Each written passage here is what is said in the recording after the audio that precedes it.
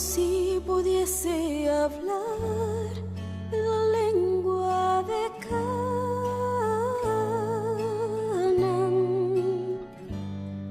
te diría un poco de la gloria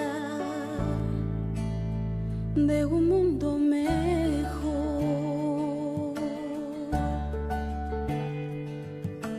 Oh, si pudiese hablar en la lengua de Canaán,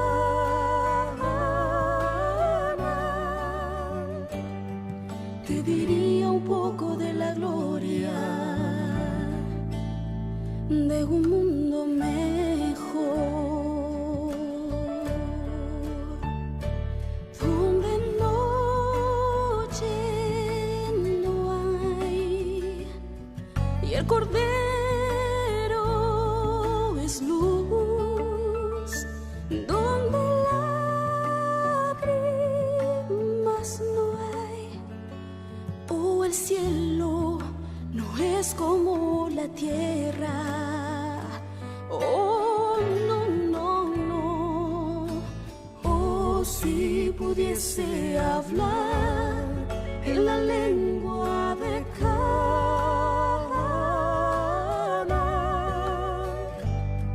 te diría un poco de la gloria de un mundo mejor.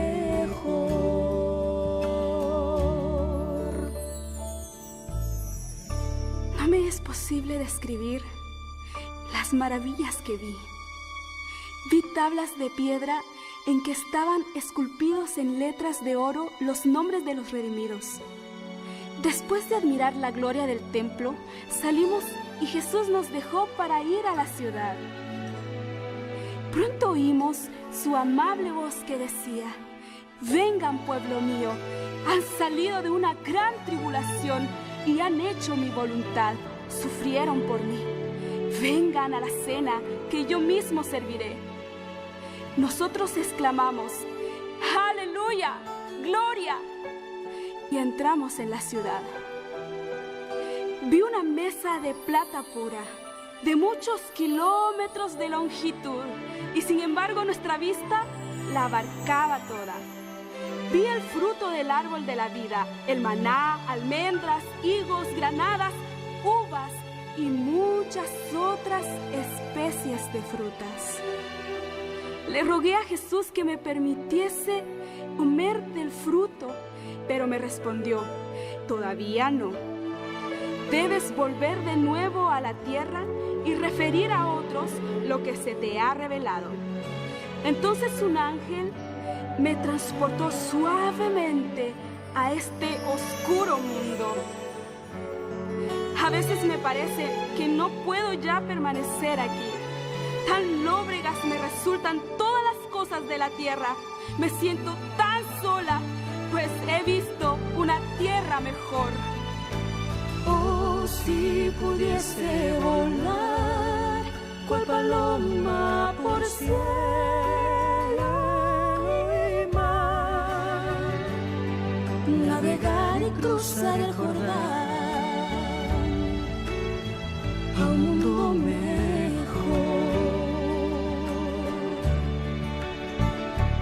donde noche no hay y el Cordero es luz, donde lágrimas no hay. Oh, el cielo no es como la tierra.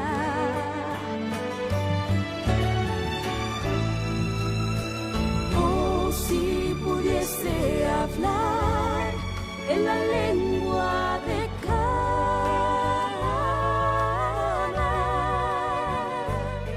te diría un poco de la gloria de un mundo mejor.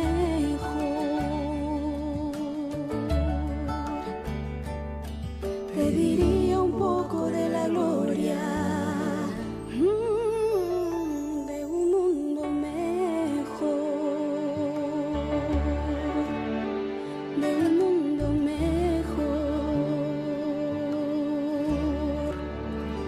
de un mundo mejor.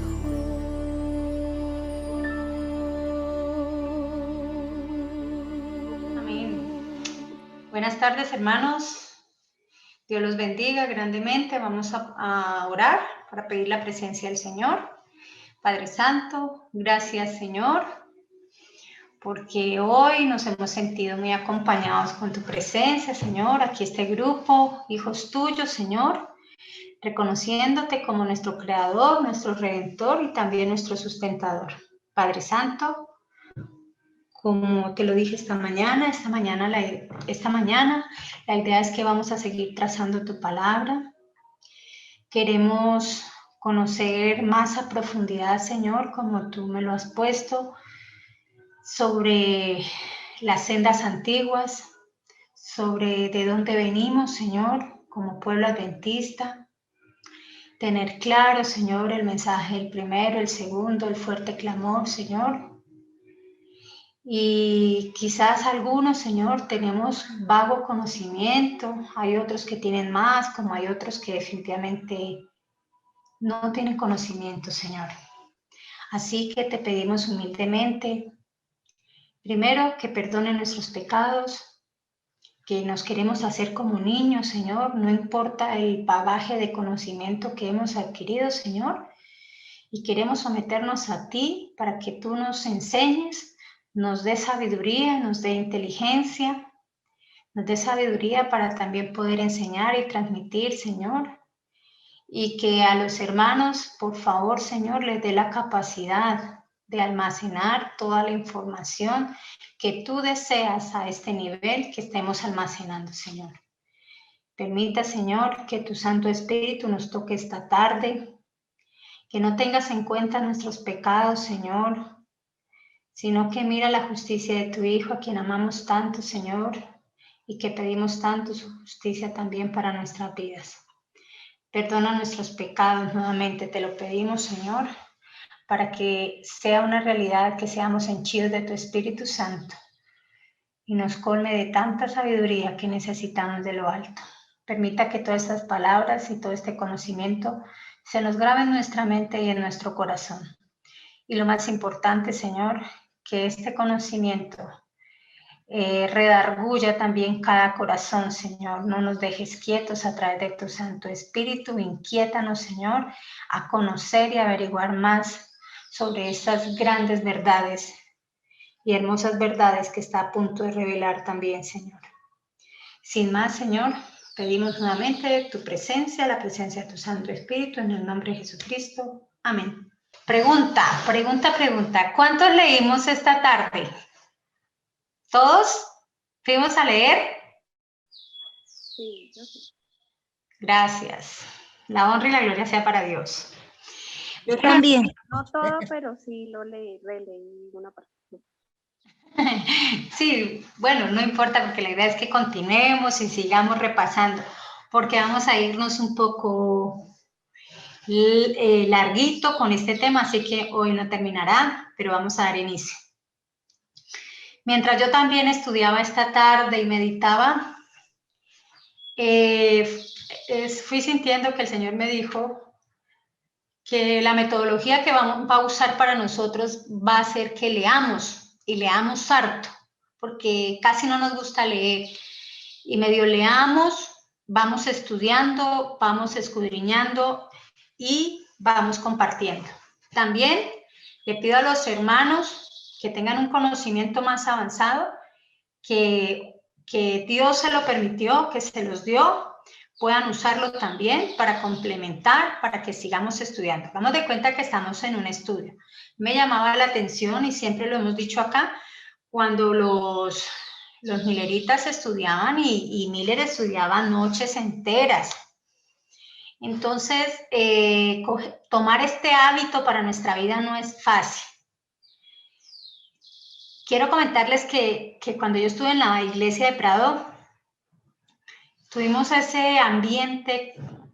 En un tiempo hicimos no una vigilia, ahí fue cuando un hermano nos corrigió, hicimos una velada, pasamos de largo desde las 7 de la noche hasta las 4 de la mañana, estudiando. Fue la mejor vigilia que pudimos tener y que yo he tenido en mi vida. De resto, el resto de vigilias que hemos hecho y que ha pasado mucho tiempo, porque habíamos hecho otra en Prado y me parecía que era como una tortura de trasnocho, pero acá fue diferente porque recuerdo tanto que nos sentamos alrededor de una mesa pequeña, y éramos pocos hermanos, tampoco éramos muchos porque en ese momento éramos muy poquitos, todavía no habían llegado los otros hermanos, y nos quedamos y estudiábamos, uno abría la Biblia, leíamos todos, íbamos acorde y fuimos grandemente bendecidos. Lamentablemente pues no se volvió a hacer, quedamos con ganas de volverlo a hacer, pero no lo volvimos a hacer así.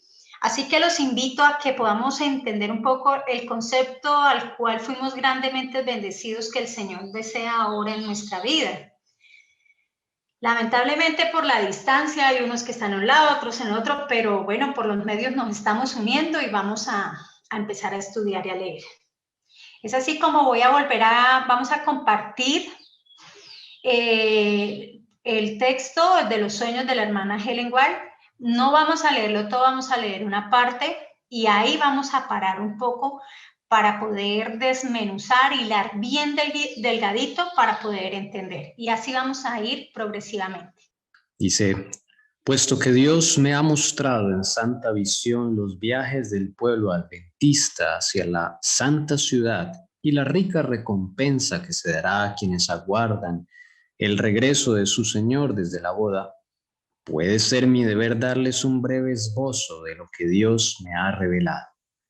Los queridos santos tendrán que pasar por muchas pruebas, pero nuestras leves aflicciones, las cuales son solo por un momento, obran para nosotros un cada vez más sobreexcedente y eterno peso de gloria, siempre y cuando no miremos las cosas que se ven, pues las cosas que se ven son temporales, pero las cosas que no se ven son eternas. De regreso, he procurado traer un buen informe y unas pocas uvas de Canaán celestial, por lo cual muchos querrían apedrearme, así como la congregación intentó apedrear a Caleb y a Josué por su informe. Pero les declaro, mis hermanos y hermanas en el Señor, que es una tierra excelente y que estamos bien capacitados para subir y tomar posesión de ella. Hasta ahí, vamos como primer párrafo. Vamos analizando ese primer párrafo que encontramos. La idea es que cada uno vayamos aportando, por favor. ¿Qué nos llamó la atención de este primer párrafo? Yo voy a abrir el debate. No sé ustedes qué piensan con la primera parte que dice, puesto que Dios me ha mostrado en santa visión los viajes del pueblo adventista hacia la santa ciudad. Los viajes. ¿Ustedes por qué creen que habla en plural los viajes? Porque fueron muchos. ¿Y cuáles fueron? Estos viajes, cuando lo del clamor de la medianoche, cuando le mostró la tierra nueva, cuando el fin del tiempo de prueba y muchos más viajes que ella hizo, ¿sí? Donde la levantaron y paseó, digamos, por toda la ciudad santa. Pero Lucy, es que ahí dice de los viajes del pueblo adventista. Yo entiendo así, no sé si estoy entendiendo mal. Alguien que me corrija si estoy entendiendo mal. Sí, claro que sí, sí. Listo. Sí. Yo lo que estoy entendiendo en eso de viajes del pueblo adventista, en los viajes es que ha tenido desde que el Señor levantó un pueblo. Entonces, ahí inclusive pienso yo que no sé si está incluido el chasco, o sea, son como todo lo que les ha pasado. Después, bueno, lo que tuvieron que vivir después del chasco, lo de 1888 para mí es como otro viaje, o sea, son como cambios, incluso divisiones que ha tenido porque después del Gran Chasco y después de la Primera Guerra Mundial se dividieron y salió un pueblo que sigue siendo pueblo de Dios, como el de la Reforma, como el de tantas, incluso iglesias adventistas reformas que tienen representación en tantos países. Lo mismo que hemos vivido nosotros, ustedes, como como todos esos cambios que ha tenido la iglesia y todos esos remanentes que han salido y como dice el título, al pequeño remanente esparcido. Entonces yo lo que veo en viajes es cambios del remanente en distintos puntos del mundo, los cambios que ha habido, incluso que la misma Helen White vio y relató en muchos de los viajes porque ella estuvo apoyando incluso a grupos divididos. Entonces, yo lo que entiendo de viajes del pueblo como tal es eso, pero no sé si estoy, o sea, todos los viajes y los que habrán, porque los que faltan hasta que terminemos la ruta a la Santa Ciudad, hasta el fin del mundo. Pues yo entendí de los viajes de los 144.000, sí, del pueblo adventista, que para llegar a la Santa Ciudad tuvieron que pasar ¿sí? por varios procedimientos. O sea, por ejemplo, aquí donde muestra lo primero que vio la hermana, ¿sí? Entonces dice, me volví para buscar el pueblo adventista en el mundo, pero no pude encontrarlo. Alcé los ojos y vi un sendero recto y angosto. Pero te estás adelantando, tengo entendido, la lectura, o sea. Sí, entonces, o sea, quiero darle a entender de que ellos pues caminaron hacia la Canaán, ¿cierto? Entonces, para mí fueron esos viajes que ellos tuvieron para llegar a la Santa Ciudad. Bueno, y no digo más, espero lo que ustedes nos digan. No, es que estamos aprendiendo, o sea, no van a esperar que yo tenga todas las respuestas, pero es algo que me he cuestionado referente a cuando dice, puesto que Dios me ha mostrado en santa visión los viajes del pueblo adventista hacia la santa ciudad y la rica recompensa que se dará a quienes guardan el regreso de su Señor desde la boda. Entonces me llama la atención cuando dice los viajes, o sea, ¿por qué viajes y por qué en un solo viaje? Entonces fíjese que ustedes han estado contestando tanto Jessica como Lucy también, y creo que fue la hermana Marta que alcanzó a contestar, y los viajes que todavía faltan, porque no se ha llegado a la Santa Ciudad. Entonces, dentro de esos está lo que sí están hablando del clamor de medianoche, de lo que sucedió en 1888, un intento más, porque estuvimos, como dicen ahí, a 5 minutos o a 5 días de las puertas de la Canaán celestial. Algo sucedió y hubo ¿qué? Un retroceso o se redimensionó la profecía. Nos tienen andando ¿en dónde? En el desierto. No sé si alguien quiere aportar algo más, que de pronto algo que el Señor les esté mostrando. Pues lo que tú dices es cierto lo del desierto porque es lo mismo que más adelante ahí ella da el ejemplo, ¿no? Cuando el pueblo de Israel daba vueltas en el desierto, estaban a punto de llegar, pero otra vez les tocaba dar vueltas y es lo mismo que ella relata y que fueron los viajes que ella vio del pueblo adventista, ¿no?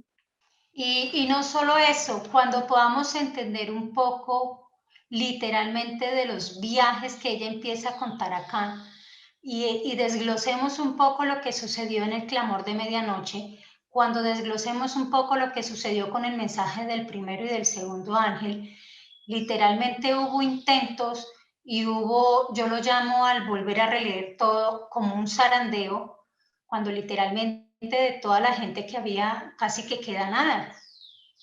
Entonces hubo muchos intentos desde el comienzo, ¿no? Desde que inició inclusive con Miller hasta que inclusive con el pueblo adventista. No sé si alguien desea aportar algo. Bueno, hermanos, sí, el Señor aquí nos muestra la hermana los viajes y pues va como a lo que le pasó a Israel cuando el Señor lo sacó de la esclavitud. Entonces, pues, sí es verdad, porque es que el pueblo adventista desde 1844, 1846 ha tenido una trayectoria. Y pues de todas maneras ahí está mostrando que no van a pasar cosas que el Señor le advierte al pueblo adventista, cosas que no nos van a gustar, pero al fin y al cabo al final vamos a tener cosas mejores, que son celestiales. Eso es mi opinión, hermanos. Gracias, hermano Alexander. Volviendo al tema de cuando vayamos mirando lo que el Señor desea que miremos, vamos a mirar cuántos viajes y quizás cuánto nos queda pendiente de viajes para que el pueblo pueda entrar a la santa ciudad. ¿Y por qué la hermana habla en plural? Viendo que definitivamente ha pasado algo con el pueblo, que era lo que hablábamos esta mañana, que no ha podido entrar, no hemos podido llegar. Y eso que el Señor se fue a prepararnos, ¿qué? ¿Qué fue a prepararnos el Señor? Según lo que hablamos esta mañana. Un lugar para cada persona, una morada. Bueno, un lugar. Sí. Leito fue la que me aportó. Gracias, Leito.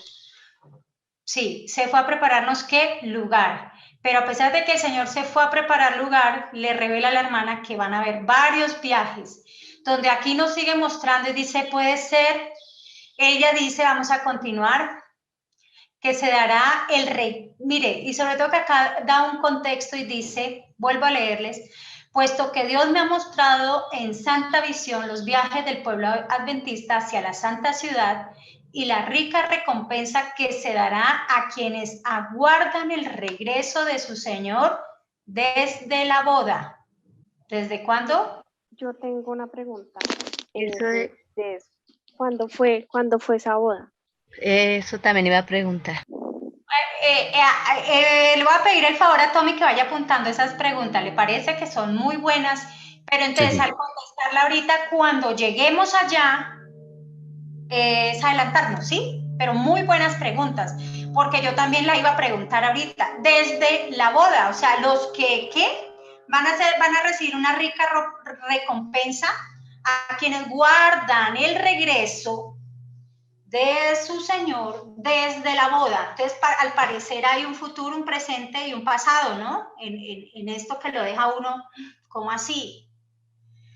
Puede ser mi deber darles un breve esbozo de lo que Dios me ha revelado.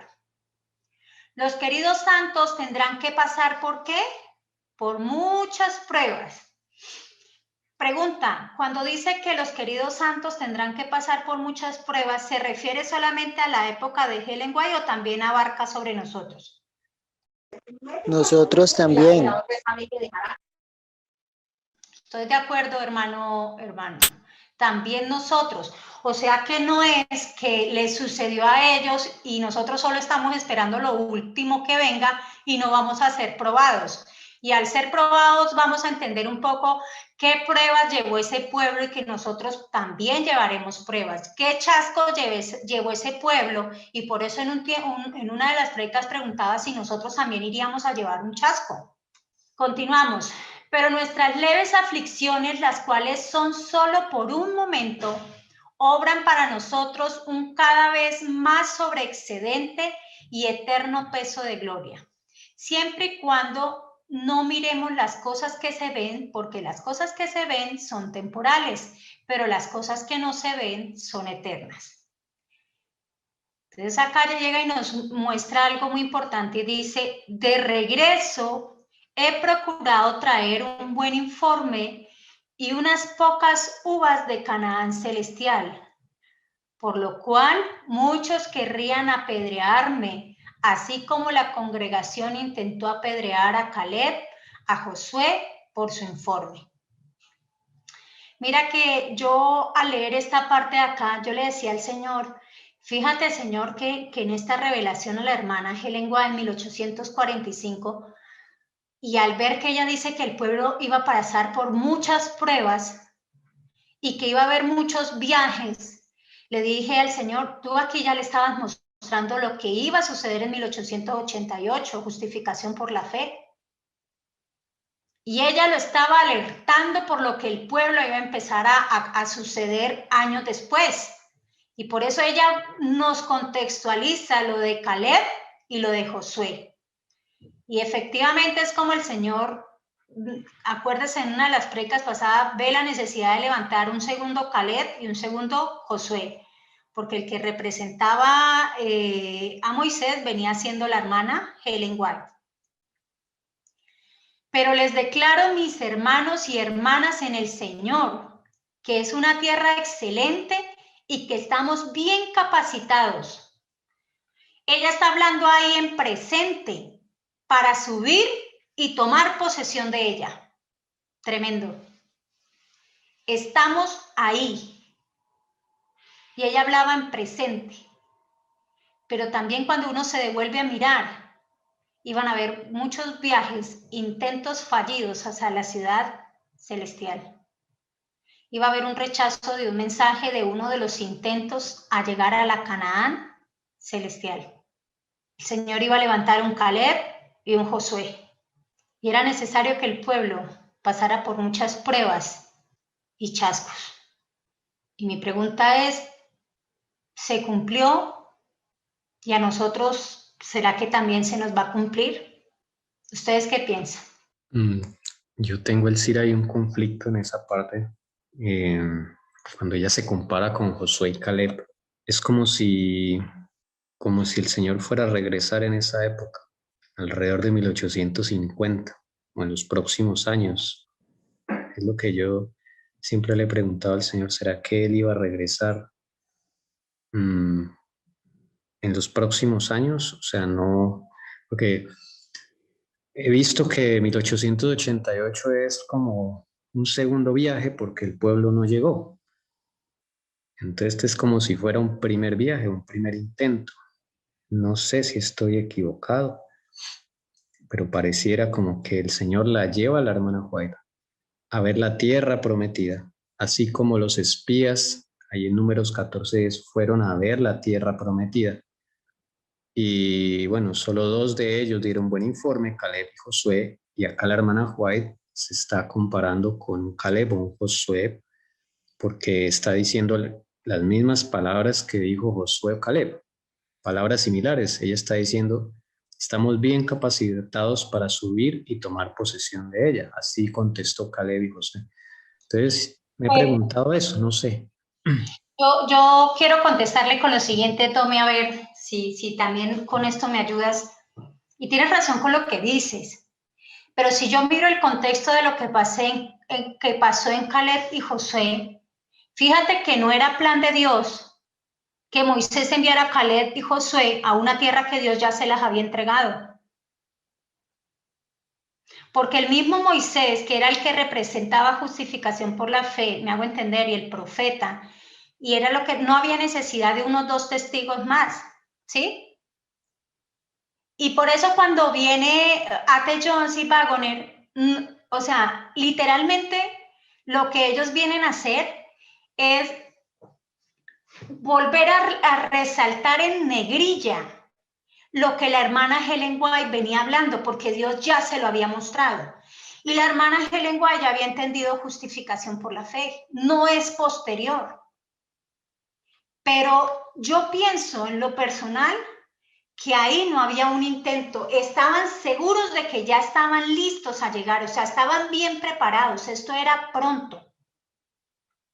Pero fíjate que cuando uno mira el contexto, no había necesidad ni de Caleb ni de Josué que fueran ¿a qué? Por eso cuando Josué le corresponde a él, no manda espías, ¿sí me hago entender? Porque Dios ya les había enseñado y ya les había dicho que la tierra era de ellos, que solamente había que irla ¿qué? A poseer, porque había sido por la justicia de Cristo, más no por la justicia de ellos. Entonces, dependiendo de nosotros es como empieza a cambiar, pero yo no creería, no sé el resto que piense, que venía siendo más antes, no. Pienso que todo estaba dándose a ese tiempo, porque cuando uno le sigue viendo, lo que pasa es que se venía muy pronto. A lo que sí comparto contigo es que posiblemente si hubiese recibido el mensaje del segundo y el tercer ángel, esto termina y no hay necesidad de llegar nuevamente como dos testigos que aparece Atellón y Pagoner, que eso es lo que vamos a continuar leyendo. ¿Qué pasó con el mensaje del primero y el mensaje del segundo? Pienso yo, si quiere al seguirlo leyendo lo miramos, pero sí sería bueno ver ese contexto. No sé si lo buscamos y lo leemos, pero eso yo lo había explicado la vez pasada. No sé si me ayuden a buscarlo, lo estoy buscando, pero si ustedes me ayudan, lo podemos mirar, que no era plan de Dios hacer eso. O sea, ¿qué era lo que el Señor decía? Sube la tierra. No era más. Claro, porque dice ahí que les declaro a mis hermanos y hermanas en el Señor que es una tierra excelente y que estamos bien capacitados para subir, o sea, de una y tomar posesión de ella. Y me pregunto yo, claro, al mandar a Caleb y a Josué, ahí se empiezan a complicar las cosas y al seguir dando vueltas por el desierto y al entrar por primera vez en la tierra de Canaán, eso no fue fácil. Yo no creo que si hubiesen tomado posesión la primera vez les hubiese tocado así de difícil como les tocó conquistar todas esas tierras y tantísimo tiempo. Mm, Yo pienso que el Señor sí les tenía una tierra prometida y su conquista no iba a ser tan difícil ni tan demorada, porque sí habían personas viviendo allá y había que conquistarlo de cierta forma, pero iba a ser diferente, ¿no? Y si ahorita, Tommy, no sé si queremos seguir leyendo, ¿qué sucede durante ese tiempo de 1844 a 1850? Y ahí podremos entender en parte, pero para esto es necesario ir al fuerte clamor y mirar un poco la historia de lo que realmente nos sucedió. Y tienes razón lo que tú decías esta mañana, que decía mucho de digamos, de esos hermanos habían salido de otras iglesias, ¿sí? Y literalmente, pues, habían formado, llamemos un grupo.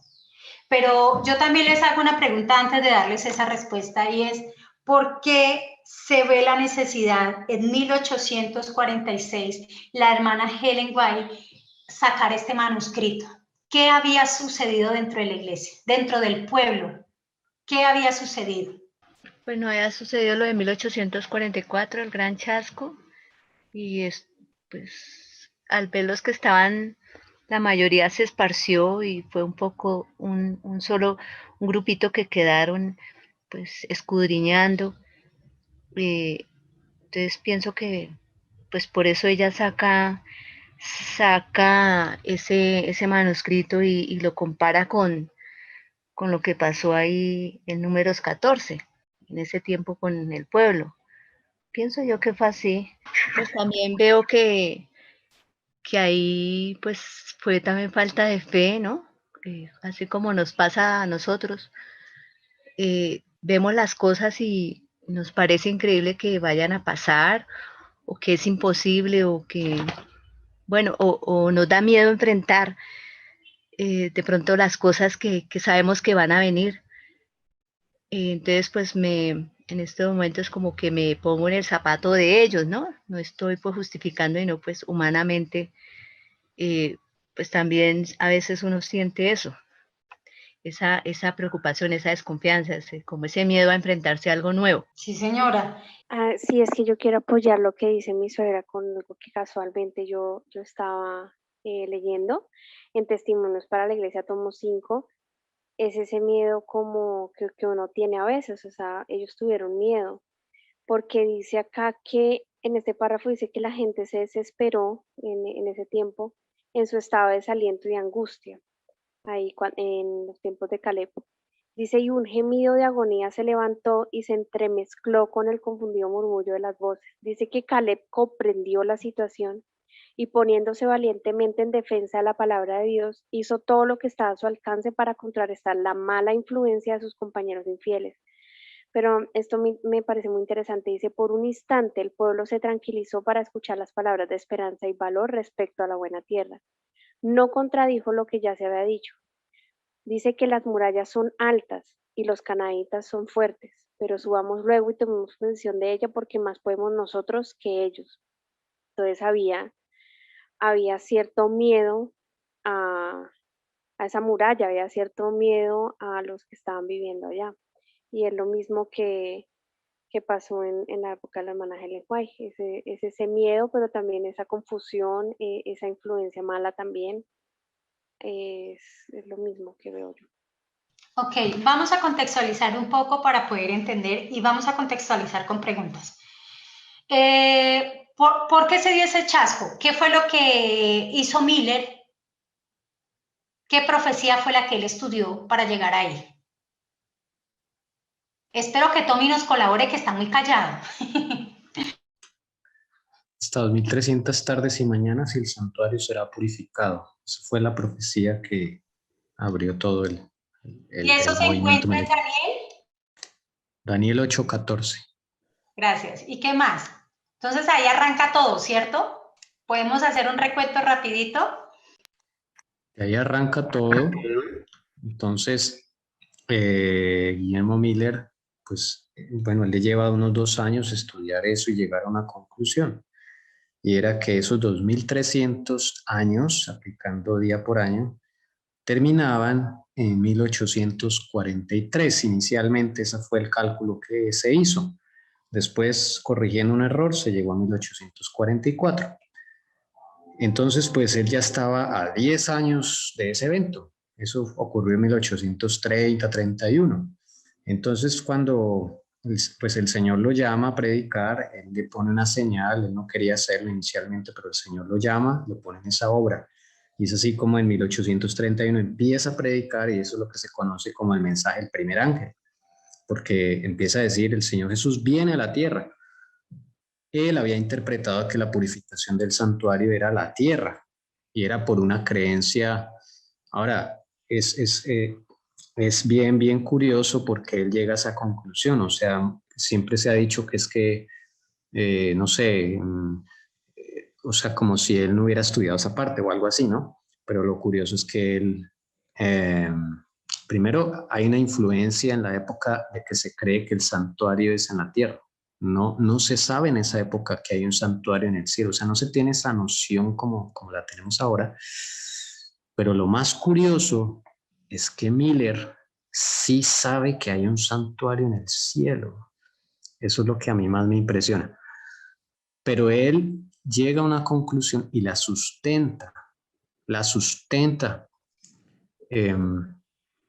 Y al sustentarla, él dice, no, el santuario es la tierra, se va a acabar el mundo en 1844. Desde luego, pues eso levanta un movimiento grande en Estados Unidos y se esparce hacia otros países, porque no solamente él está predicando. Y entonces, claro, todo el mundo espera que se acabe el mundo en 1844. No se entiende, digamos, el evento que va a ocurrir. La fecha es correcta, pero no se entendió el evento. Y el evento era que Cristo pasaba al lugar santísimo. Ese era el evento. Eso es como un resumen del gran chasco. Cuando sucede eso, pues bien, todo el mundo se chasquea porque no sucedió lo que se esperaba. Gracias, Tommy. Y dentro de ese gran chasco encontramos el clamor de medianoche, ¿cierto? ¿Sí es claro para todos que dentro de ese chasco encontramos el clamor de medianoche? Creo que sería necesario explicar qué es el Pero clamor de antes de, yo sé que es necesario, pero ya vamos a ir, pero voy a preguntarles, ¿tenemos claro es que así tú sondeas? Hermanos, ¿tenemos claro? Y si no digan, no tenemos claro. Sí, por mi parte, sí.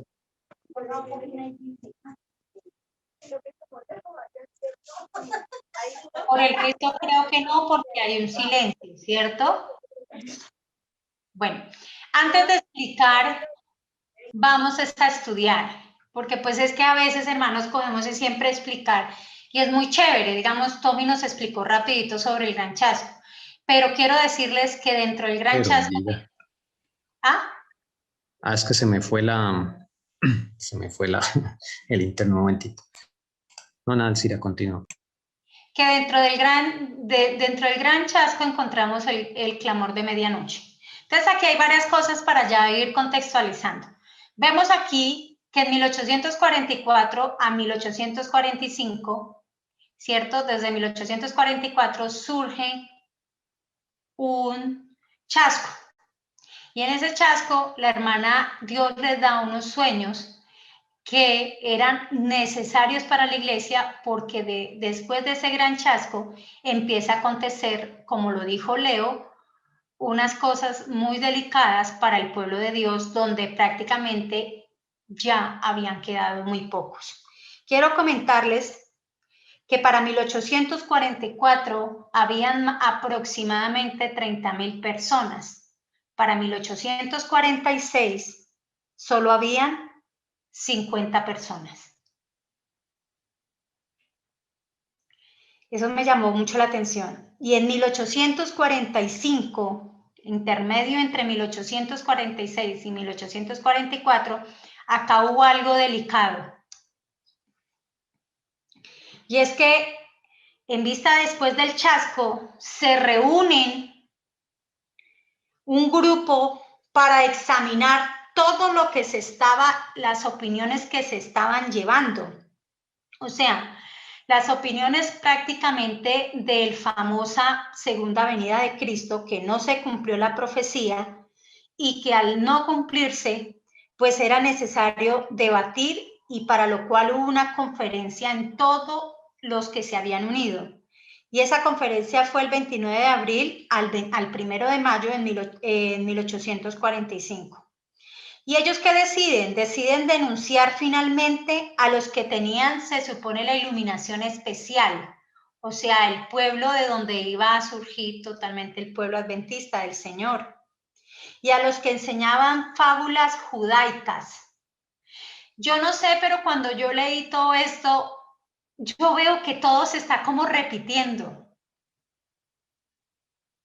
Y a la final veo que van quedando un grupo muy pequeño. Y es así como después de esa conferencia ellos deciden cerrar la puerta totalmente para que no entrara la luz. ¿Y la luz de qué en ese momento? Referente del sábado y referente del espíritu de profecía. Además tenía que venir la reforma pro salud. O sea, de ahí la idea del Señor era preparar el pueblo para la segunda venida de Cristo. Por eso es que en cierta manera digo que no era posible porque necesitaban preparar al pueblo, pero los obstáculos fueron muy grandes. Imagínense que para poder haber sido llevado a cabo lo que pasó en 1888, eso viene de atrás. Una rebeldía que venía ¿de dónde? De atrás, que llevó fruto a 1888. Y como decía Tommy, es muy cierto, o sea, claro, no se tenía el santuario. Entonces era necesario empezar a entender, recibir el sábado, recibir la reforma pro salud, recibir, ¿qué más era? Lo del santuario, el mensaje de los 3 ángeles, o sea, había todavía mucha información que recibir para poderla llevar ¿a qué? A cabo. Para referente al clamor de medianoche, estoy de acuerdo con lo que dice Tommy, sino que había que sondear un poco para ver todos y estoy contando lo que pasó de 1844 a 1846. Pero vamos a mirar qué sucede después de ese gran chasco. Sí quiero compartir porque es bueno leer un poquito de la historia y para que Tommy me aliste, por favor, me colabores con el fuerte clamor, el clamor de medianoche. Pero yo voy a terminar de leer algo, no yo, sino que ustedes me van a ayudar a terminar de leer para poder contextualizar. Bueno, pero es algo de acá. Vamos a ir un momento a esta diapositiva. ¿La ven? ¿La ven? Hola. Sí. Sí se ve. Gracias. ¿Quién me ayuda a leer, por favor? Pero antes de ir a leer, quiero acabar de explicar, antes de leer esta parte, ¿y qué más sucede después durante esa época? Resulta que aparecen varios grupos, entre algunos de ellos deciden poner nuevas fechas de la segunda venida de Cristo. Otros pues abandonan y hay muchas teorías que empiezan a surgir a raíz de ese chasco. Y es como literalmente queda un grupo pequeño y vamos a dedicarnos ahorita un poco qué sucedió con ese grupo pequeño y del por qué. Al saber esto podemos entender un poco por qué Dios en cierta manera le pone a la hermana Angélica que era necesario levantar este manuscrito y enviarlo. Alguien que me ayude ahorita, sí, por favor. Bueno, clamor de medianoche. Pero debemos dedicar ahora nuestra atención al pequeño grupo que se aferró tenazmente a su creencia de que la profecía se había cumplido el 22 de octubre de 1844 y aceptó con sinceridad la doctrina del sábado y la verdad del santuario como luz celestial que iluminara su senda. Quienes formaban este grupo no se hallaban reunidos en un lugar, sino que eran creyentes individuales aislados o grupos muy pequeños dispersos en la parte noreste de los Estados Unidos. Gracias, Leito. ¿Confirma lo que Tommy nos dijo esta mañana? Sí. Y también pues veo que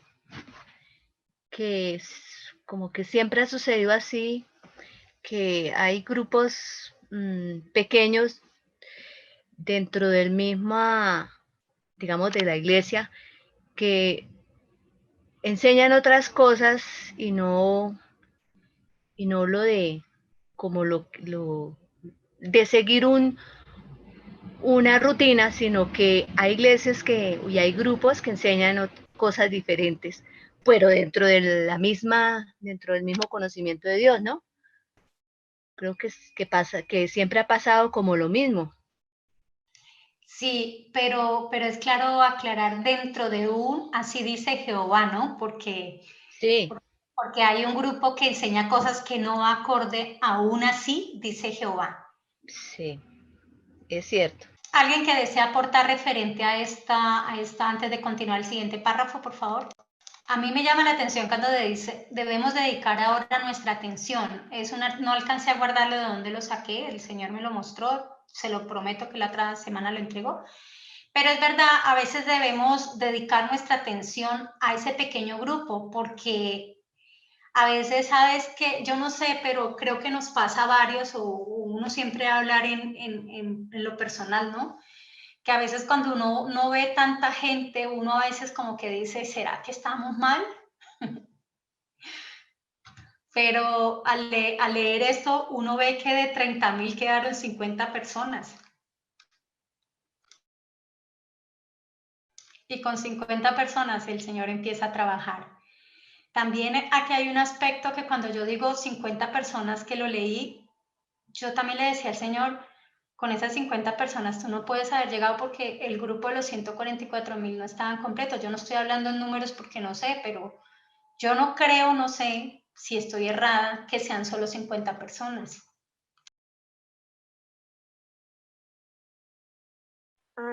Esto respecto a lo que tú dices de que no crees que sean 50 personas, yo estoy de acuerdo porque había mucha gente que ni siquiera sabía lo que había pasado, había mucha gente que todavía estaba confundida y se necesitaba, el Señor Jesucristo necesitaba aclarar todo eso y que cada uno ya pudiera tomar una decisión sobre eso, ¿no? Entonces, él poco a poco fue trabajando hasta cuando él de verdad quería hacer su segunda venida, dándole la oportunidad a muchos que estaban confundidos, a otros que quizás no sabían.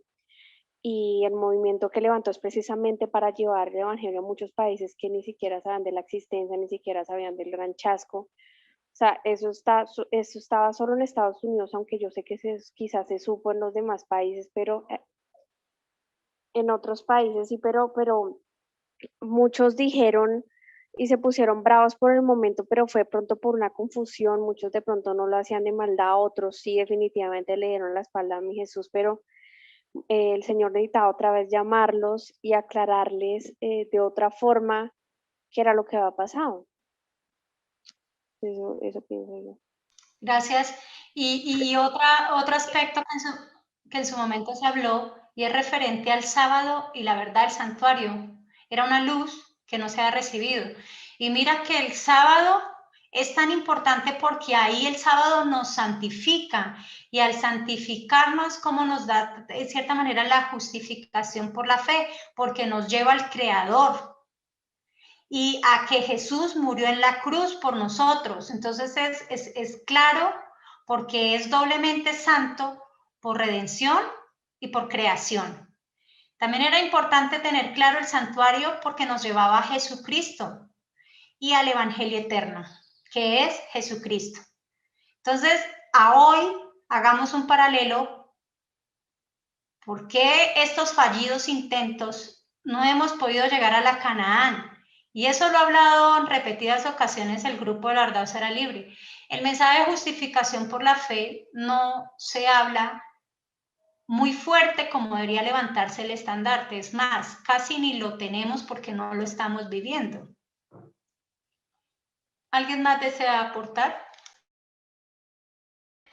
Pues también veo que se ve que también fue como un pequeño zarandeo. Entonces, como que no sé si es que pues hace falta de pronto estos chascos o es coincidencia, pero yo veo ahí un pequeño zarandeo que fue un pequeño grupo que siguió firme, ¿no? La palabra de él. Y no desfallece, sino que siguen ahí aferrados pues a su convicción, ¿no? Entonces eso es lo que también cada uno de nosotros debemos de mirarnos, ¿no? De considerar esta posición. Sí, y algo que debemos como, yo creo que pedirle a Dios porque nos es difícil poder entender que literalmente pues el Señor trabajó con un grupo, es un grupo, Dios llamó a una familia, Abraham con su familia, o sea, pero nosotros no nos podemos acomodar que eso no sea así, ¿no? Y que cuando vemos acá que se hallaban grupos en diferentes lugares, también creyentes individuales aislados, ¿sí? Eso nos cuesta y recuerdo tanto cuando Tommy nos dice que es como un adoctrinamiento de la Iglesia Católica que también llegó a la Iglesia de nosotros y no es fácil cambiar ese chip. Pero entonces no hermanos, también, bueno, yo estoy pensando sobre el chasco y analizando.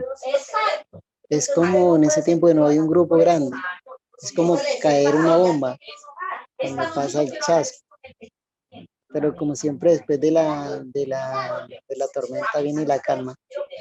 Se van reuniendo el resto de los que van quedando y van a empezar a discutir y a hablar.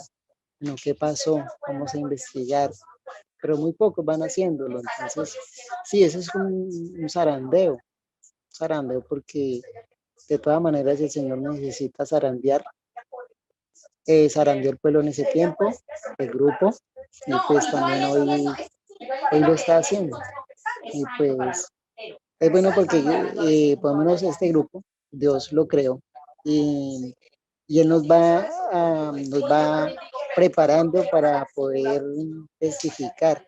Y pues, como está el mensaje de los 3 ángeles también, la testificación por la fe. Y pues uno al poder hablar hay veces del mensaje, como dice la palabra del Señor, el reino de los cielos lo arrebatarán los valientes. Entonces, pues, el Señor nos está preparando, hermanos. Confiemos y sigamos así como estudiando y pues yo creo que el Señor nos está preparando. Y pues por lo menos por lo que me pasó a mí, hoy con una persona de la iglesia misionera, me acerco y bueno, Señor, el justo por la fe vivirá, Señor, yo voy a hablar, ¿sí? Usted que encarga, entonces pues, hermanos, yo creo que sí es el zarandeo. Amén. Ok, gracias. Vamos a seguir con la siguiente diapositiva. ¿Quién me ayuda? Lucy, por favor, voy a ir al dedocracia. Listo. Bueno, Ira Enson, quien pertenecía a uno de esos grupos, Vivía en la parte central del estado de Nueva York, en Port Gibson. Era director espiritual de los adventistas que había en ese lugar, y los creyentes se reunieron en su casa el 22 de octubre de 1844 para aguardar con él la venida del Señor. Pero cuando llegó la medianoche, comprendieron que el Señor no vendría tan pronto como lo habían esperado. Sufrieron un gran chasco, pero temprano por la mañana siguiente, Hiram Edson y algunos otros fueron a la granja del primero para orar. Mientras oraban, el nombrado sintió la seguridad de que recibirían luz. Interesante este párrafo. Te escucho, Lucy, que te pareció interesante, te escucho. Mejor dicho, te escuchamos. Sí. No tenía conocimiento acerca de este párrafo. Esto es parte de nuestra historia, por eso el Señor me dijo que debía ponerlo para que ustedes mismos lo leyeran. ¿Qué sucedió con él? O sea, en ese chasco nos damos cuenta que Hiram Edson, ¿el qué hizo? Al día siguiente, ¿qué hizo? Se fue a orar, ¿sí? Cuando nosotros a veces pasamos por chascos, ¿hacemos eso? Yo sí. Sí, te felicito, a veces yo no. A veces los chascos son tan duros que queda uno como en un silencio. Claro. Bloqueado. Y reconoce uno, dice uno, uy, no, la embarré, ¿qué hice? Siente uno en el corazón como ese dolor tan grande. Bueno, y ahí es donde uno debe postrarse de rodillas. Y lo maravilloso que se entrelaza con lo que hablaba hoy Pati, que dice, y mientras oraban, porque ella nos, hoy que el Señor la tomó, nos invitaba a orar cada nada al Señor. Y dice que mientras oraba, él sintió la seguridad de que iba a recibir, ¿qué? Luz. Luz. Y es, voy a tener que guardar ese texto de la hermana Helen White que dice que ella le preguntaba al Señor por qué no había tanto poder dentro del pueblo adventista. Y el ángel le contaba y le decía que era porque soltábamos muy rápido el brazo del Señor. Por nuestra debilidad de fe y soltábamos muy rápido su brazo. Entonces, aquí nos invita, como desde esta mañana nos ha invitado el Señor a orar, y ahí me incluyo yo, a pesar de todos, sigamos ahí, que hay momentos, que hay bajadas, que siente uno pocas ganas de orar, ¿verdad? Pero el Señor está ahí y nos va a dar más luz. No quiere decir otra luz nueva, sino referente inclusive a las situaciones que estemos viviendo. Siguiente párrafo, si no tienen algo que aportar. Por favor, Jessica, ¿me ayuda a leer? Jessie. Claro que sí. Dice, un poco más tarde, mientras Edson, en compañía de un amigo, cruzaba un maizal en dirección al domicilio de unos adventistas, le pareció que una mano le tocaba el hombro. Alzó los ojos y vio, como en una visión, los cielos abiertos y a Cristo en el santuario entrando en el lugar santísimo para comenzar su ministerio de intercesión en favor de su pueblo. En vez de salir del santuario para purificar el mundo por fuego, como ellos habían enseñado que iba a suceder. Un estudio cuidadoso de la Biblia que realizaron Hiram Edson, el médico F.B. Hahn y el maestro O.R.L. Crozier reveló que el santuario que debía ser purificado al fin de los 2300 años no era la tierra, sino el santuario celestial, y que esa purificación se haría mientras Cristo intercediese por nosotros en el lugar santísimo. Esta obra o ministerio de Cristo correspondía al mensaje referente a la hora de su juicio, de Dios, proclamado por el primer ángel de Apocalipsis 14, 6, 7. El señor Crozier escribió las conclusiones del grupo y las publicó, primero en hojas locales y luego en forma más amplia en un periódico adventista, el Day Star, que se editaba en Cincinnati, Ohio. Un número especial del 7 de febrero de 1846 se dedicó entero a este estudio del santuario. ¿Qué opina de estos dos textos, o bueno, de este párrafo? Bueno, el Señor tan maravilloso, yo soy muy gráfica, me gusta leer e imaginarme, o si hay en video algo que represente eso, me gusta más completar la idea así. Entonces me acuerdo mucho de una película que relata eso y es muy maravilloso como el Señor en varios puntos fue como dando la explicación, y en este caso a Hiram Epson, después de él buscarlo en oración, en un momento que no se lo esperaba, porque estaba caminando por el campo hacia otro lugar, el Señor, bueno, lo toca y le da esa visión, porque fue una visión, y le muestra cómo el Señor Jesucristo está pasando del lugar santo al lugar santísimo, y demuestra que realmente eso es en el cielo. O sea, le da la visión celestial para que él vea qué fue lo que pasó y que no, ese paso no fue hacia la tierra, no mandó, no purificó la tierra por medio del fuego como ellos pensaban. Entonces, es muy bonito como el Señor utiliza estas visiones, como veo yo que es como una película, pero en esas visiones es en real, en vivo lo que pasó ese día. El Señor como que le mostró ese pequeño video para que él entendiera realmente que el lugar exacto a donde había ido Señor Jesús no era la tierra. Entonces, pues también vemos que él comunicó ese mensaje que le dio Dios y lo publicó, en este caso localmente en el Day Star. Y luego, pues, dedicaron pues un estudio. Él, aparte que recibió esa visión, fue y estudió, fue y miró y trató de entender, y bueno, lo entendió, ¿no? O sea, no se conformó como con la visión, sino que él mismo también fue a estudiar. Gracias, Jessie. Y ahí es claro cómo empieza a darse cada punto, ¿no? Que había necesario primero de aclarar la confusión, de entregar más información, porque el pueblo dice que se pierde por falta de ¿qué? Conocimiento, dice las escrituras. Entonces era necesario volver a las sendas antiguas el pueblo, porque por la persecución y por los tiempos que habían pasado, ellos no tenían claro ni el santuario, ni el sábado, todo porque había llegado un tiempo de oscuridad y el Señor tenía que volver a retomar todo para enseñarles. Pero el plan del Señor era enseñarles a corto tiempo, porque él planeaba volver pronto. Siguiente, ¿quién me colabora? De pronto, Tommy, por favor.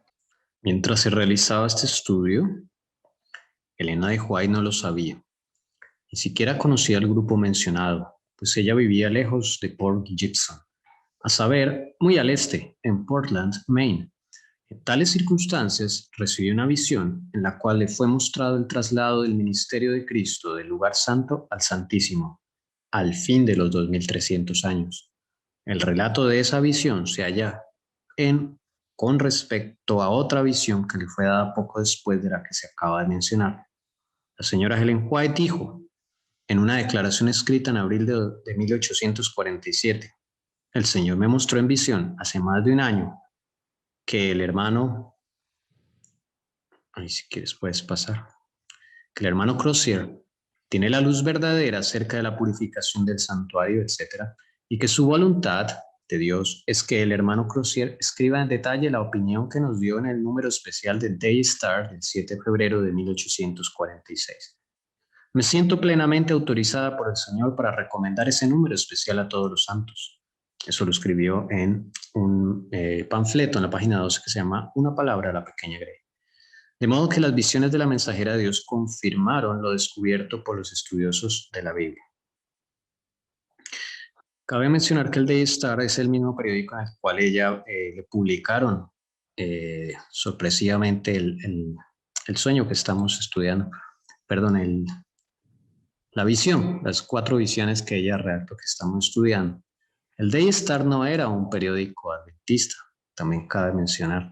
El Day Star era un periódico millerita y, digámoslo así, siempre funcionó con todo el movimiento millerita.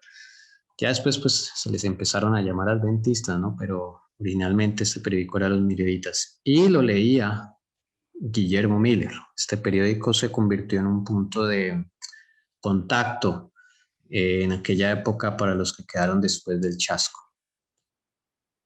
Eso podría aportar. Muchas gracias, Tommy, que a mí algo que me llama la atención, no sé a ustedes, pero cómo empieza a manifestar el Señor a través de la hermana Helen White su ministerio, ¿no? De reconfirmar lo que el Señor le había mostrado a Edson. Entonces me parece muy maravilloso y que, como lo dice con anterioridad, ella estaba lejos de él, ¿tengo entendido? ¿Me devuelvo? No, o sea, ella ni siquiera sabía, ¿cierto?, de ese estudio. Ni siquiera conocía al grupo mencionado, pues ella vivía lejos. Entonces es maravilloso ver cómo el mismo espíritu empieza a mover al pueblo de Dios y empieza a coincidir muchas de las características o de las enseñanzas que Dios da a través de su Santo Espíritu. Por eso es que nosotros siempre debemos ir a reconfirmar con un escrito está y con espíritu de profecía. Todo. Inclusive los sueños y visiones que Dios nos da en ese tiempo, todo tiene que ir en armonía. No sé si alguien más desea aportar y terminamos como esta parte para poder entender el contexto de ese primer párrafo. Pues vemos el santuario, como dice Jessie, es muy gráfica. Yo también soy muy gráfica y es un método de aprendizaje excelente. Sí, así es, se lo dice una arquitecta.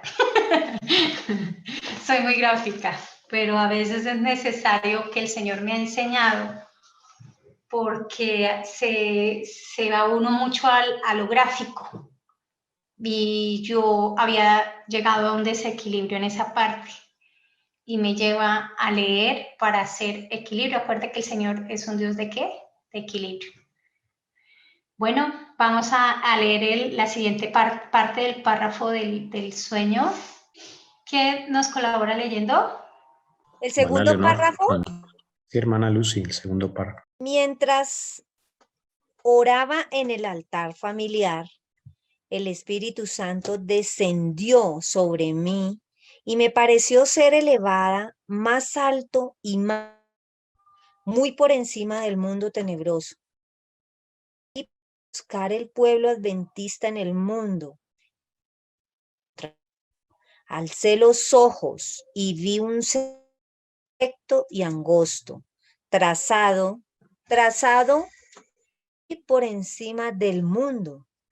Sobre ese sendero, el pueblo adventista hacia la ciudad, la cual estaba en el extremo alejado del sendero. Tenían una luz brillante instalada detrás de ellos en el sendero, la cual, según me dijo un ángel, era el amor de medianoche. Esa luz a todo lo largo del sendero y a sus pies, los de los caminantes. Y si mantenían sus ojos fijos en Jesús, delante de ellos, guiándolos a las estaban seguros. Pero algunos no tardaron en cansarse y ellos decían que la ciudad todavía estaba muy lejos y que su expectativa había sido haber entrado antes a ella. Entonces Jesús los alentaba, levantando su glorioso brazo derecho, y de su brazo dimanaba una luz gloriosa que ondeaba sobre la hueste adventista. Y ellos gritaban, ¡aleluya! Otros negaron temerariamente la luz que brillaba detrás de ellos y dijeron que no era Dios quien los había guiado allí. Entonces Se extinguió la luz que estaba detrás de ellos, dejando sus pies en tinieblas absolutas, de modo que tropezaron y al quitar sus ojos, de modo que tropezaron y al quitar sus ojos de la huella y perder de vista a Jesús, cayeron fuera del sendero hacia abajo, el tenebroso y malvado mundo inferior. Les era tan imposible subir al camino nuevamente e ir a la ciudad, como lo fue para todo el mundo impío que Dios había rechazado. Ellos cayeron a lo largo de todo el sendero, uno tras otro, hasta que oímos la voz de Dios semejante a un sonido de muchas aguas, la cual nos anunciaba el día y la hora de la venida de Jesús. Los santos vivientes, 144,000 en número, reconocieron y entendieron la voz, pero los malvados se figuraron que eran truenos y un terremoto. Cuando Dios habló la fecha, derramó sobre nosotros el Espíritu Santo y nuestros rostros comenzaron a iluminarse y brillar con la gloria de Dios, así como lo hizo el de Moisés cuando descendió del monte Sinaí. Sí. No sé si alcancemos a hablar totalmente de este tema porque el deseo del Señor es leer mucho, mucho. Entonces yo pensaría, no sé si estén de acuerdo, que podamos ir a escuchar a Tommy sobre que él nos va a explicar un poco sobre el clamor de medianoche. Yo tengo unas diapositivas para contextualizarlo.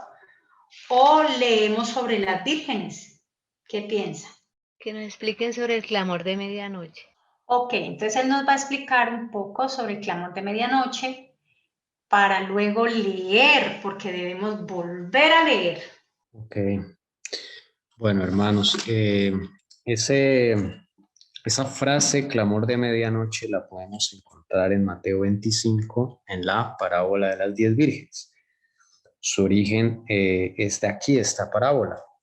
Entonces, desde luego tenemos que hablar de la parábola de las vírgenes, que está conectado. Todos recordamos que las 10 vírgenes están perdón, tomando... la idea era leerlo, pero si tú deseas podemos leerlo para que tú puedas ampliar un poco, porque es bueno que la gente lea. Sí, me parece bien, sí. Ok, no sé, ¿lo proyectas o cómo hacemos? Pues yo pienso que cada uno abra la Biblia porque la idea es abrirla y cada quien va leyendo como lo tenga. ¿Mateo qué? ¿Mateo qué? 25, 25, del 1 en adelante. Bueno, Sí. ahí dice, Lucy, si quiere leer, por favor. O si tú quieres que yo... Ok, a ver, dejemos a mi ¿Esto? señora madre que de pronto ella no ha participado en la lectura. Mamá, por favor, ayúdanos leyendo el versículo 1. Bueno, Mateo 25 dice, entonces el reino de los cielos será semejante a 10 vírgenes que tomando sus lámparas salieron a recibir al esposo. Ahí, démoslo ahí para ir Listo. explicando. Bueno, gracias, hermana Lucy, también por su... Usted lee muy bien, el Señor le ha dado ese don. Las 10 vírgenes, dice acá que toman sus lámparas y salen a recibir al esposo.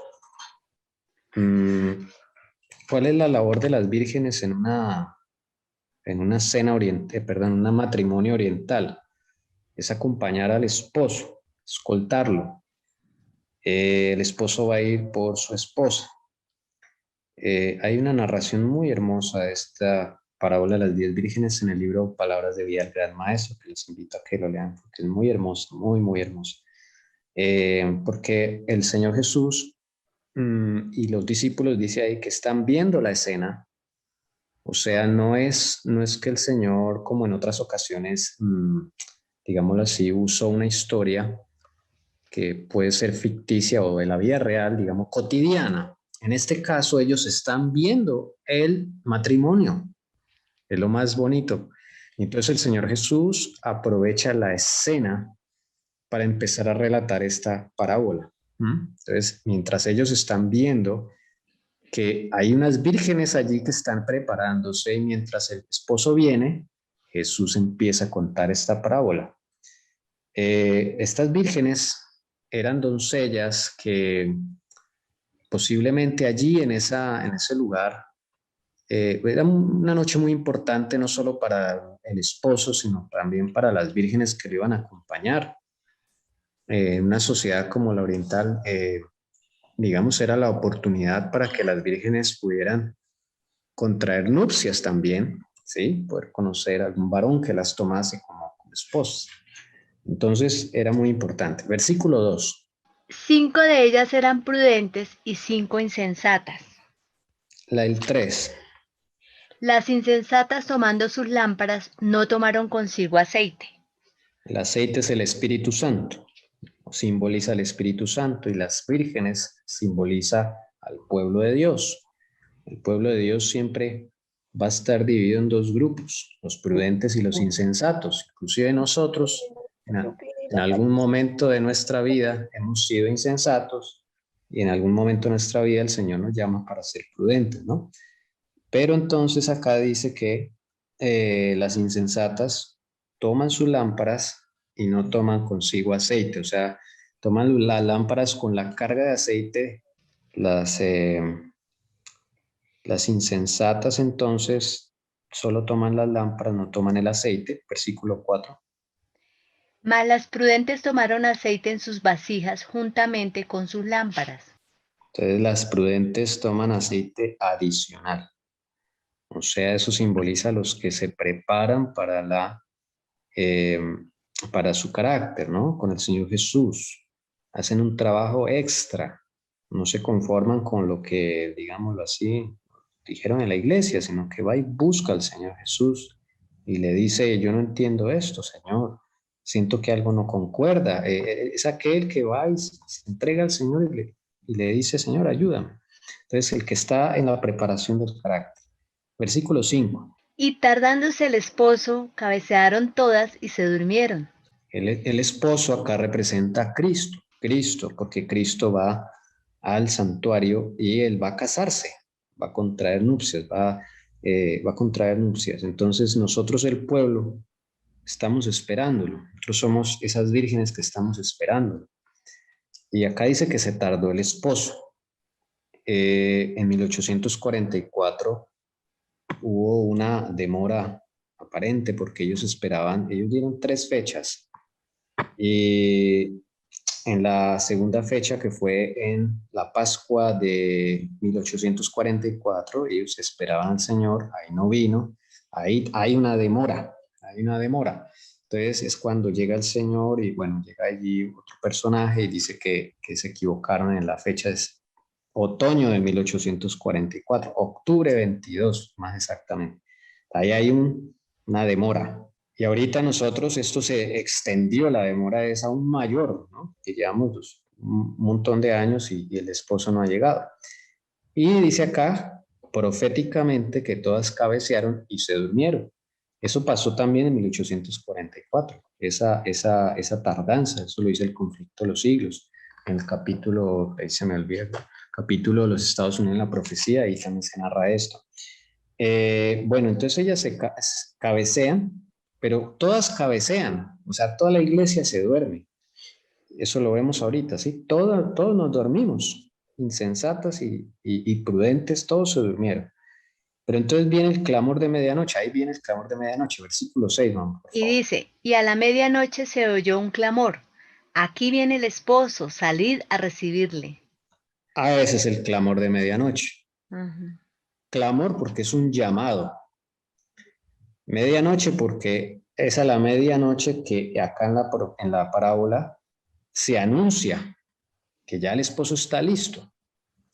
La idea con el matrimonio oriental es que el esposo se alistaba, ¿sí? Su casa, le preparaba un séquito, una procesión, de ahí se copia Satanás las procesiones católicas, se hacen una procesión y él, cuando ya sale de su casa para ir a recoger a su esposa, a tomar a su esposa en la casa del padre de la esposa, ahí en ese trayecto es cuando son llamadas las vírgenes, en ese preciso instante. Entonces, ese clamor, ese llamado, que es un personaje acá que en la parábola de las 10 vírgenes, digamos, no se evidencia, pero ahí hay un personaje que anuncia, ¿sí? Y dice, aquí viene el esposo, salida a recibirle. Entonces, el momento en que todas se levantan, todas empiezan a revisar sus lámparas, el momento en donde los mileritas predicaron, viene Jesucristo a la tierra. Ese sería el clamor de medianoche, pero ellos no sabían, era un clamor de medianoche, pero no sabían, digámoslo, que el evento no era en la tierra, era en el santuario. Ese clamor de medianoche es el que se convierte en una luz para los que quedaron después del chasco, dando a entender que ese clamor de medianoche no era la venida de Cristo a la tierra para ese entonces, sino la venida de Cristo al lugar santísimo. Ese sería el clamor de medianoche. Si no me equivoco y la memoria no me falla, discúlpenme. Gracias, Tommy. Interesante Gracias, Tommy. la explicación. Vamos a mirar lo que dijo Tommy para que también si algo podemos corregir en un cuadro que tengo y poder terminar. Acá hay algo en particular, ahorita me devuelvo a esto para poder cerrar. Y vamos a mirar acá lo que hablaba Tommy, si quieres, pues, entonces ellos habían puesto una primera fecha. Acuérdese que ahorita lo que hablé fue después de 1844, ahora estamos hablando antes del 22 de octubre de 1844. Ellos ponen fecha, primera fecha de la segunda venida de Cristo, abril 18 de 1843, ¿cierto? Y ponen la primavera de 1844. Ay, es que se me pasa rápido. Tenemos acá segunda fecha, que era la que había puesto, que estaba en el otro cuadro, que está lo que es la primavera, pero luego aparece el señor Samuel Snow y dice, ¿qué dice el señor? Que después de estudiar las fiestas, que es lo que hablaba Tommy, pues pudo entender que el señor venía ¿cuándo? En otoño. Y vuelve y dan ¿qué? Otra fecha. ¿Qué sucede en esta fecha, según lo que explicó Tommy?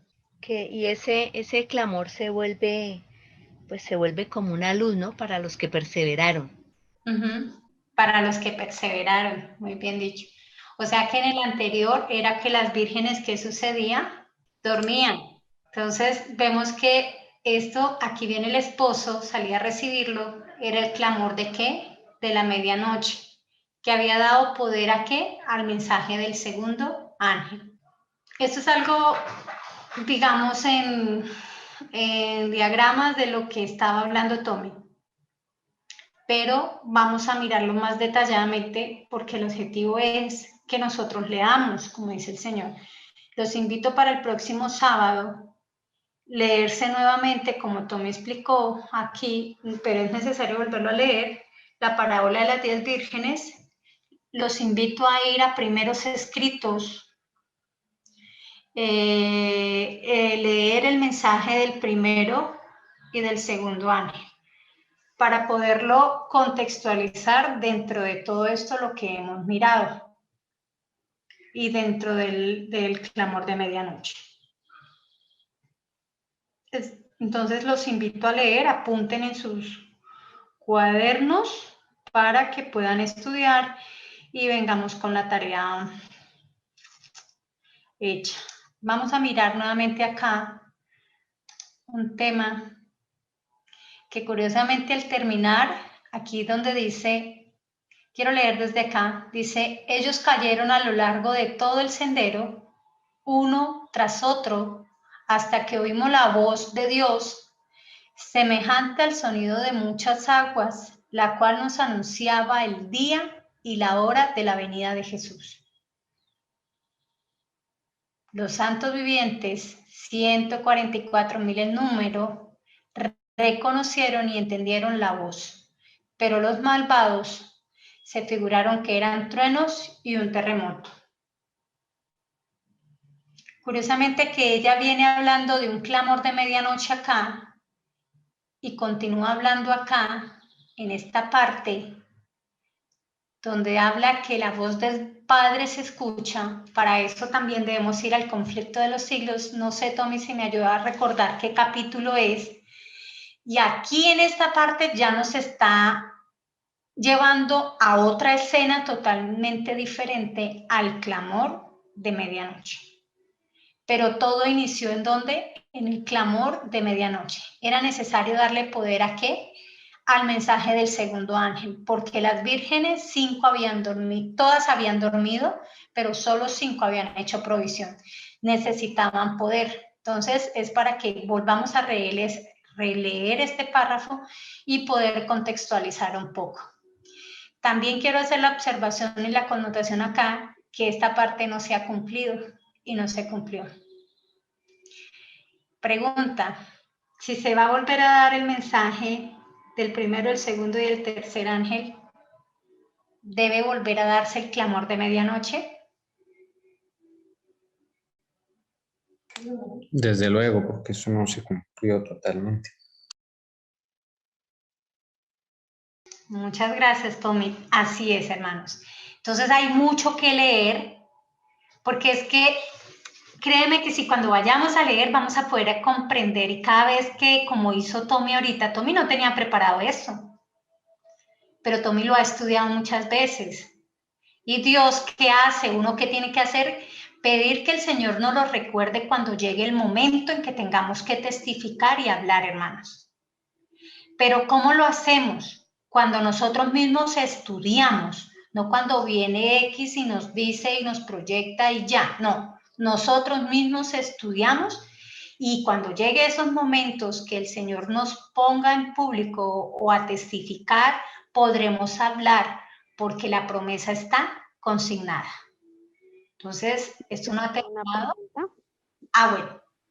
Entonces, si el clamor de medianoche va a volver a pasar, sí, yo también creo lo mismo, pero me pregunto yo, entonces todos estaremos en cierta forma dormidos, ¿no? Obviamente, pues están los dos grupos, pero los dos están dormidos. Entonces es curioso, ¿no? Yo le pregunto referente a lo que dijo Tommy, Jessie, ¿estaremos o estamos dormidos? Bueno, yo sé que estamos todavía dormidos, pero es como, o sea, antes en esa boda no estaban dormidas, ¿no? Llega un momento donde se duermen.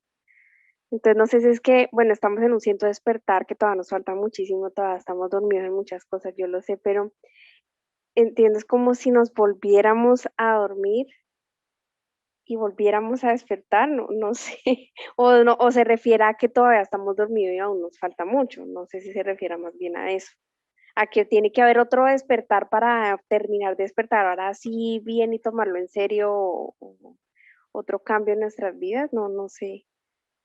Yo pienso que al seguir como las huellas de lo que pasó, no sé, Tommy, si estés de acuerdo, y los demás no sé si estén de acuerdo, pero yo pienso que así como Dios levantó un Miller, levantó un Epson, ellos estaban despiertos, sí, tienes razón, pero debe haber un grupo que esté despierto y haga provisión del aceite, y quizás irá a pasar un chasco que nos irá a desinflar. Cabe la posibilidad que lo que dice Jessie, ¿no? Sí, de hecho yo diría que el primero que el Señor despertó fue Guillermo Miller, porque él también está dormido. Pero el Señor despierta a alguien, porque si no, ¿quién va a empezar por medio de qué instrumentos va a trabajar el Señor? Entonces, el primero fue Miller. Y de Miller, el Señor, usando a Miller, despierta a otros. Y así sucesivamente. Después, bueno, ellos, es como un ciclo, ¿no? Después vuelven a quedar dormidos. Está el movimiento post-chasco, que es el movimiento adventista. Y bueno, el Señor usa varias formas para levantarnos, ¿no? Pero al final toda la iglesia se duerme. Pero ¿sabes qué digo? ¿Dónde está la clave? La clave no está en el dormir. Para mí la clave está en la provisión del aceite. Tal cual, ¿Sí? porque todos nos dormimos. ¿Sí? Sí. La diferencia es en el momento que está el clamor de medianoche, ahí se desvela o se revela quién ha estado con más aceite y quién le falta. Porque ahí es donde uno ve cuando fue ese chasco Epson, pues, y muchos, o sea, fueron poquitos, pero fueron muy poquitos los que se levantaron pero venían con un aceite de reserva. Si ese aceite de reserva no hubiese llegado, esos poquitos no se hubieran levantado. ¿Cuál? Sí, tal cual. Hay un sendero, ese sendero que yo creo que es lo primero que tendríamos que ir estudiando, ¿no? Ese sendero es como el lugar donde están viajando, el pueblo adventista. Ese es como lo primero que la señora White ve, es el sendero. Y dice que ese sendero va hacia la ciudad, que está en el extremo más alejado del sendero. Y es una representación, yo por acá anotaba algo que el señor por ahí, cuando estaba estudiando esto, ¿qué representa ese sendero? Porque ahí dice que Jesús está al otro lado del sendero, porque si ellos mantienen sus ojos fijos en Jesús, que era el que estaba guiando o el que está guiándonos, estaríamos seguros. Y Jesús hace una provisión y les da una luz que les alumbra los pies, dice ahí, de los caminantes del sendero. Entonces, bueno, no, probable otro sábado podemos hablar más de qué podría ser ese sendero, ¿no? Bueno, los invito a continuar con la lectura porque pues créeme lo que les digo fue lo que el Señor pues nos mostró para poder nosotros mismos leer y cuando hablemos sea como más fácil poder entender y que el Señor nos siga explicando esta semana porque este sueño, estas visiones son para hilar bien delgadito con la ayuda del Señor y de su Santo Espíritu. Los animo, hermanos, a de verdad continuar la lectura. Ya les entregamos los textos para que ustedes sigan en sus casas y nosotros también vamos a seguirnos preparando leyendo este párrafo porque hay mucho que sacarle ahí.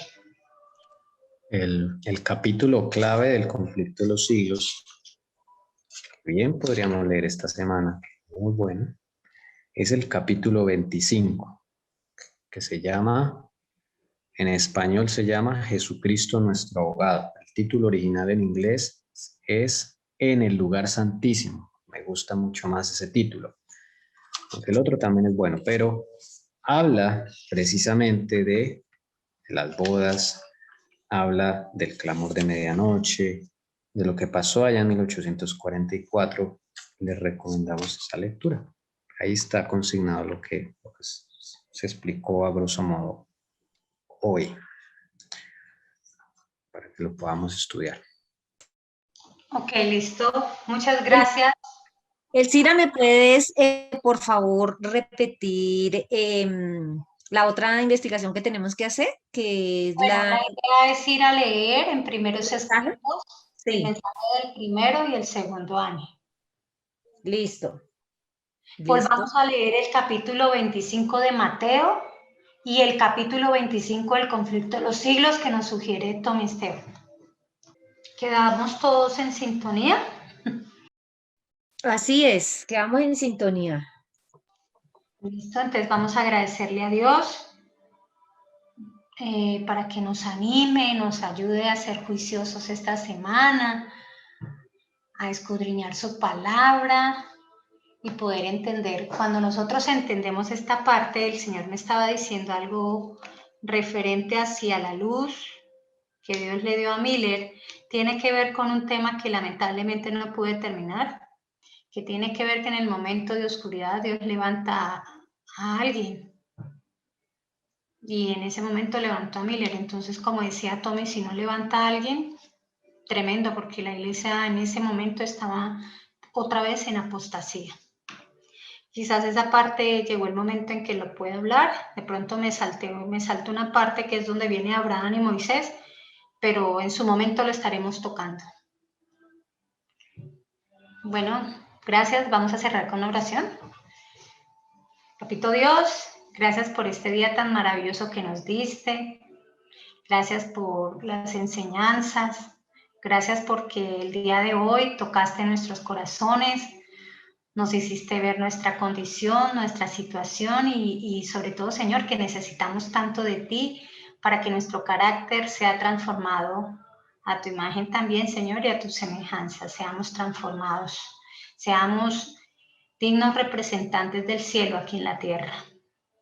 Ayúdanos, Señor, a esta semana, cada día, a caminar con Cristo Jesús. Danos de tu Santo Espíritu cada día, cada momento, Señor. Inquiétanos a cada uno de nosotros. No nos dejes en paz, Padre. Ayúdanos a poder estudiar, a poder pasar más tiempo contigo, a disfrutar, a que sea un deleite poder contemplarte, Señor, cada día, cada momento y poder alimentarnos a través de tu palabra, Señor. No siendo más, Señor, nos despedimos, pero no sin antes pedirte que nos sigas acompañando, que tus santos ángeles también acampen alrededor de nosotros, que tu Espíritu también nos acompañe, Señor, que bendiga por favor a cada familia aquí representada, a cada hermano que está acá, a cada hermano, Señor, tanto allá en el pueblo de Obo, que necesite y desee saber de la verdad, Señor. Permita, Señor, que ellos no se queden sin luz, al igual que nosotros tampoco, Señor. Ayúdalos a cada uno de ellos, como a nosotros, a tomar sabias decisiones para tu honra y tu gloria. También, Señor, te pido humildemente por el pueblo adventista en la ancha faz de la tierra, Señor. Tú conoces a tus hijos y a tu pueblo. Guárdanos de toda maldad. Permita que la obra que tú has iniciado en cada uno de nosotros se culmine y se termine conforme a tu voluntad. Todo esto te lo pedimos no porque haya méritos presentes, y los méritos los tiene todo nuestro Señor Jesucristo. Amén.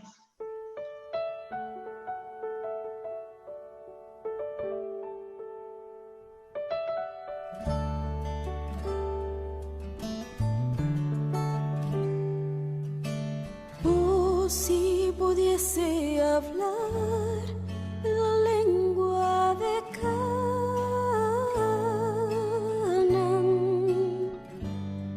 te diría un poco de la gloria de un mundo mejor.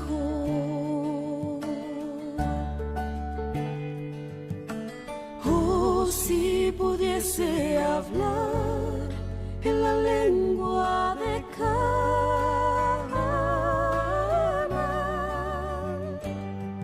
te diría un poco de la gloria de un mundo mejor,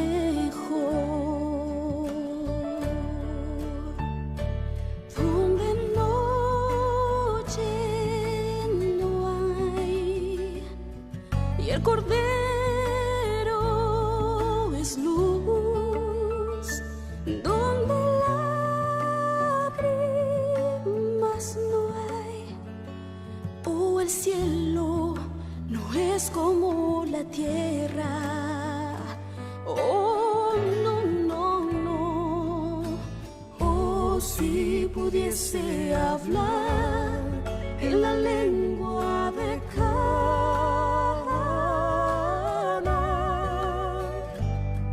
te diría un poco de la gloria de un mundo mejor.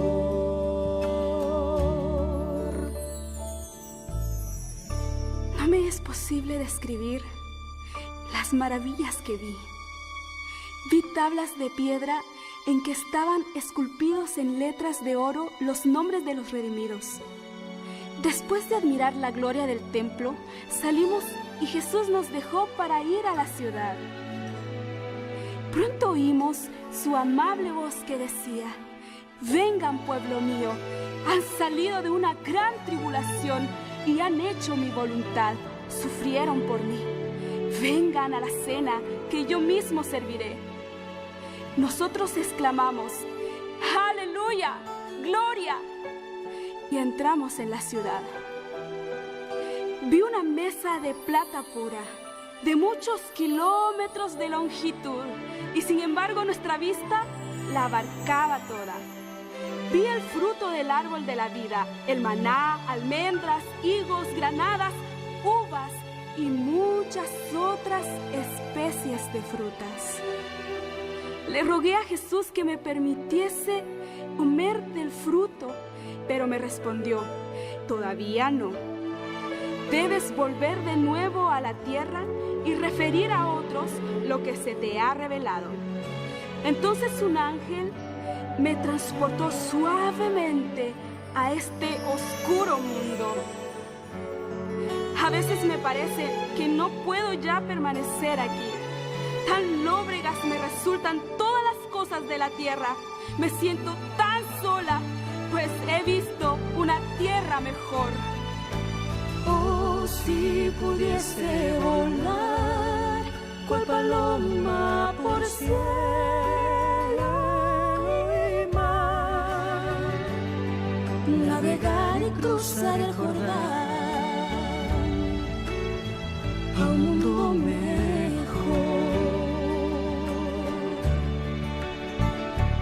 donde noche no hay y el Cordero es luz, donde lágrimas no hay. Oh, el cielo no es como la tierra.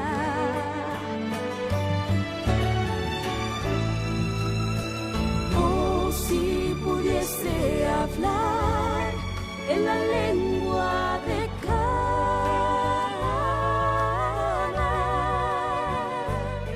te diría un poco de la gloria de un mundo mejor.